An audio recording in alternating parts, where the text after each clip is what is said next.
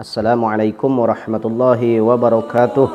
Sahabat sekalian, pada kesempatan kali ini saya akan berbagi informasi mengenai peranan pesantren dalam dakwah Islam di Indonesia. Pondok pesantren termasuk lembaga pendidikan yang sudah sangat lama ada di Indonesia, sehingga begitu mengakar dengan budaya bangsa serta mampu mempertahankan eksistensinya dari berbagai ujian. Pesantren memiliki tata nilai yang akhirnya dapat membentuk sistem pendidikan dan mampu menyerap nilai-nilai edukatif lama yang telah ada dan membudaya, sekaligus berkembang mengikuti kemajuan ilmu pengetahuan dan teknologi tanpa harus kehilangan jati dirinya. Pondok pesantren memiliki karakter tersendiri, yaitu keislaman dan keaslian Indonesia. Maksudnya, sebagai lembaga pendidikan yang identik dengan keislaman sekaligus orisinal, dengan ciri khas memiliki padepokan atau asrama untuk tempat tinggal peserta didik yang biasa disebut santri. Pondok pesantren dari kosakata bahasa Arab punduk yang memiliki makna asrama atau tempat di mana peserta didik tinggal. Adapun pesantren berasal dari kosakata lokal yaitu cantrik yang bermakna siswa atau peserta didik. Dengan demikian, pondok pesantren merupakan perpaduan kosakata bahasa Arab dan lokal. Secara istilah, pondok pesantren adalah sebuah lembaga pendidikan di mana peserta didik tinggal di asrama selama 24 jam untuk melaksanakan proses belajar mengajar, baik pendalaman ilmu agama, tafaqquh fid din maupun keterampilan dan kecakapan hidup. Pendidikan pesantren sebagai sarana dakwah. Pendidikan pondok pesantren merupakan serangkaian proses belajar mengajar berasrama yang berlangsung selama 24 jam dengan tujuan menyiapkan secara sadar peranan peserta didik di masa yang akan datang. Hal tersebut dilakukan melalui kegiatan bimbingan, pengajaran, dan latihan baik secara konvensional maupun sudah mengalami sentuhan modern. Menurut Agus Sunyoto di dalam buku Atlas Wali Songo, usaha dakwah Islam yang dijalankan Wali Songo melalui pendidikan mengalami proses akulturasi dengan budaya dan agama sebelumnya. Pola dakwah tersebut adalah melalui pengembangan model dukuh yang semula merupakan lembaga pendidikan Hindu-Buddha serta padepokan yang merupakan lembaga pendidikan kapitayan atau tempat bermukim para santri yang diformat sesuai ajaran Islam menjadi lembaga pondok pesantren. Sebuah pondok pesantren mempunyai komponen pokok yang menjadi ciri khas tersendiri. Pertama, kiai sebagai komponen sentral dalam suatu pesantren. Kedua, santri atau peserta didik.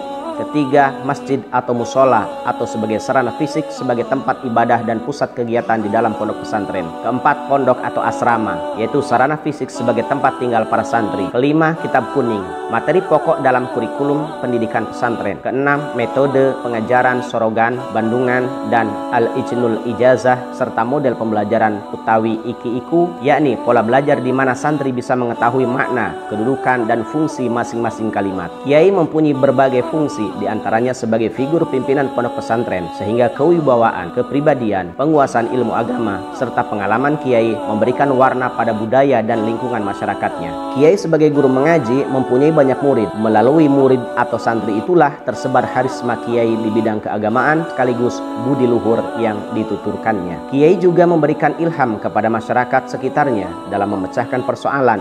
Biasanya seorang anak kiai sangat dihormati oleh para santri dan masyarakat sekitar sebagaimana tampak dari panggilan Gus, singkatan dari Gusti atau Bagus. Sebutan ini mengandung tafaul atau harapan agar ia menjadi orang yang bagus dan mulia. Oleh karena itu, anak kiai atau Gus mempunyai kesempatan yang luas untuk memimpin sebuah pondok pesantren. Dalam bahasa-bahasa simbol pesantren, status kiai bisa diperoleh atau terjadi karena karomah atau suatu kemuliaan dari Allah, dan barokah atau suatu kebaikan rohani yang dapat dilimpahkan kepada orang lain, terutama anaknya dan santrinya. Status kiai dapat pula diperoleh melalui nasab atau garis keturunan. Istilah santri pada dasarnya muncul bersamaan dengan berdirinya pesantren di Indonesia. Santri yang dikenal sebagai penghuni pesantren bila dikaji tentu tidak akan lepas dari figur seorang kiai yang membentuk kepribadian dan karakternya serta sebagai lingkungan kehidupannya selama menjadi santri. Pada awalnya, bentuk pengajaran pesantren adalah halaqah, yakni lesehan di mana seorang kiai duduk bersila di tengah-tengah para santri. Kiai tersebut membacakan atau menyimak kitab tertentu di hadapan para santrinya. Pendidikan pesantren di berbagai wilayah di Indonesia berdasarkan data dari Pusat Penelitian dan Pengembangan Pendidikan Agama dan Keagamaan serta Badan Litbang dan Diklat Kementerian Agama Republik Indonesia pada tahun 2006, tidak kurang dari 14.067 buah pondok pesantren tersebar luas di Indonesia. Hal ini menunjukkan bahwa pondok pesantren secara kuantitatif mampu berkembang dan tetap menjadi kebutuhan bangsa Indonesia. Persebaran pondok pesantren terbanyak berada di Pulau Jawa, kemudian disusul Sumatera, Kalimantan, dan Sulawesi. Berikut adalah profil ringkas beberapa pondok pesantren yang penting yang hingga kini masih berdiri tegak di tanah air. Pertama, Pondok Pesantren Tegal Sari, Jetis, Ponorogo, Jawa Timur. Pondok pesantren ini termasuk salah satu yang paling bersejarah di Indonesia. Pesantren Tegal Sari didirikan oleh Kiai Ageng Hasan Basari pada abad ke-18. Pesantren ini mempunyai ribuan santri yang berasal dari seluruh wilayah Indonesia. Di antara sekian banyak santrinya yang terkenal adalah Pakubuwono II yang merupakan penguasa kerajaan Kartasura, Raden Ngabeh Ronggowarsito, seorang pujangga Jawa yang masyhur, serta tokoh pergerakan nasional Haji Umar Said Cokro Aminoto. Kedua, pesantren Al-Hamdaniyah. Pesantren ini didirikan oleh Kiai Haji Hamdani pada tahun 1787. Lokasi pesantren terletak di Desa Siwalan Panji, Buduran, Sidoarjo, Jawa Timur. Pondok ini memiliki bentuk bangunan yang masih asli dan unik, yakni berdinding anyaman bambu dan diberi jendela pada setiap kamarnya. Bangunan asrama santri disangga dengan kaki-kaki beton sehingga membuatnya tampak seperti rumah joglo. Pondok pesantren ini telah banyak melahirkan ulama-ulama terkemuka. Salah satu yang pernah menjadi santri adalah pendiri Nahdlatul Ulama, yaitu Kiai Haji Hasyim Asy'ari. Ketiga, Pondok Pesantren Sidogiri. Pesantren ini berdiri pada tahun 1718. Pendirinya bernama Sayyid Sulaiman yang secara silsilah masih bersambung sampai ke Rasulullah SAW. Pada awalnya, Sidogiri adalah area hutan yang belum terjamah manusia di Pasuruan, Jawa Timur. Sayyid Sulaiman dengan dibantu oleh santri sekaligus menantunya, yaitu Kiai Aminullah, melakukan babat alas untuk mendirikan pondok pesantren. Keempat, Pondok Pesantren Darul Ulum Banyuanyar. Pesantren ini bermula dari sebuah langgar atau musola kecil yang didirikan oleh Kiai Isbat bin Ishaq sekitar tahun 1787. Beliau adalah salah satu sosok ulama harismatik yang terkenal zuhud, tawadhu, dan arif. Nama Banyuanyar diambil dari bahasa Jawa yang artinya air baru.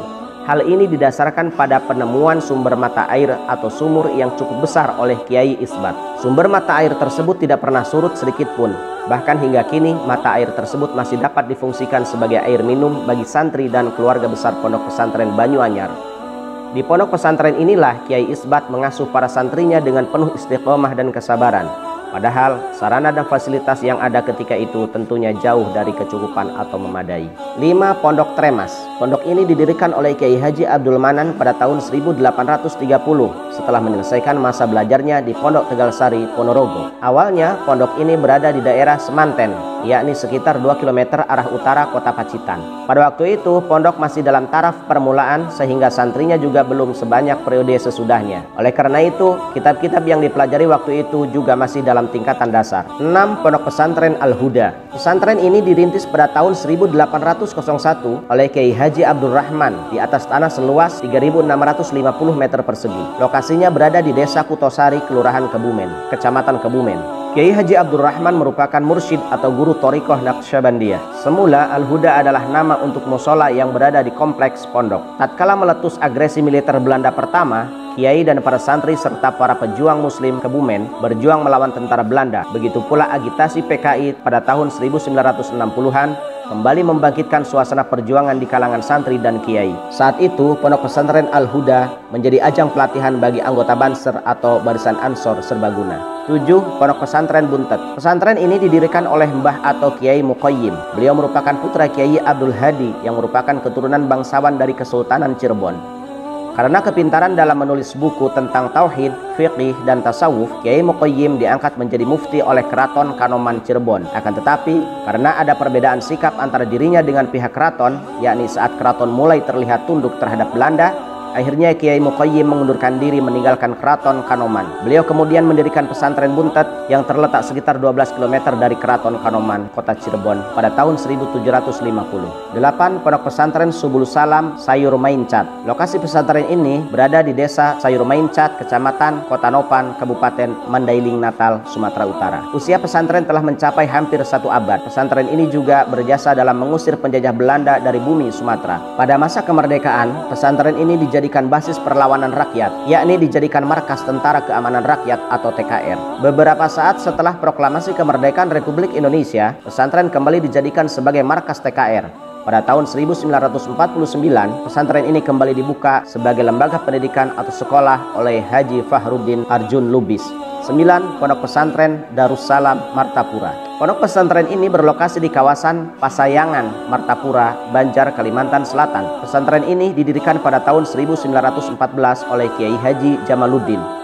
Pondok pesantren ini merupakan yang tertua di Kalimantan dan telah melahirkan banyak ulama terkemuka. Bahkan hampir seluruh silsilah murid guru di Kalimantan Selatan bermuara di pesantren ini. Pesantren Darussalam memiliki peran penting bagi sejarah perkembangan Islam di Kalimantan Selatan. Pesantren ini dijadikan acuan bagi perkembangan pesantren-pesantren lain yang kemudian berdiri di provinsi tersebut. Keputusan Kiai Haji Jamaluddin untuk mendirikan pesantren dilandasi semangat dalam rangka pengembangan agama Islam di wilayah Kalimantan Selatan. Selain itu, daerah ini dikenal memiliki tradisi keagamaan yang sangat kuat. Bahkan sejumlah ulama Indonesia terkemuka berasal dari Kalimantan Selatan. Setelah Kiai Haji Jamaluddin meninggal dunia, pimpinan pesantren digantikan oleh Kiai Haji Hasan Ahmad. Sahabat sekalian, demikianlah sekilas tentang peranan pesantren dalam dakwah Islam di Indonesia. Semoga bermanfaat. Terima kasih. Wassalamualaikum warahmatullahi wabarakatuh.